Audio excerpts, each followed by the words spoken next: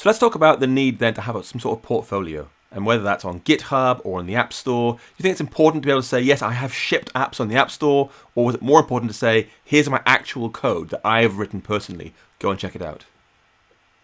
So yeah, this is something people ask a lot. Like, do I need to do open source to get a job, or do I need to have an app on the App Store to get a job? And the boring answer is always, it depends, right? And someone here in the chat is saying that you can take a shot every time John says silver bullet to static site generator. I think you can add it depends to that list as well, because I tend to say it depends a lot, because there's no one answer here. There's not. I can't say to you like, just make an app and put it on the App Store and you're going to get a job, or just make an open source project, you're going to get a job. Or if you don't have either of those two things, you cannot get a job. Like, neither of those things are true.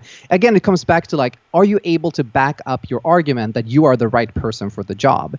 And if you can do that using a really nice app that you built, if you can do that using some cool code that you put on GitHub, or just like you followed some tutorial like you mentioned earlier, you put those skills into practice. Our friend Sean Allen, for example, he has this amazing course right now about the take-home project. And, just following a course like Sean's or like someone else's or like some of your many courses as well, and putting the result on GitHub just to show like, here, I learned this. Here's my outcome. I tweaked it a little bit or something. Like, that can also work, So it's all about like what will you use to kind of back up your argument. You can use an app, you can use code, you can use an open source project. You can also use that you contributed to another open source project. It doesn't have to be something you created yourself.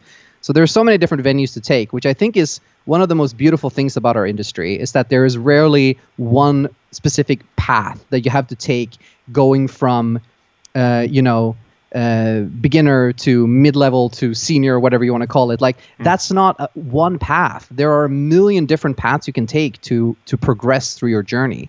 And I think that's important to keep in mind as well. Yeah.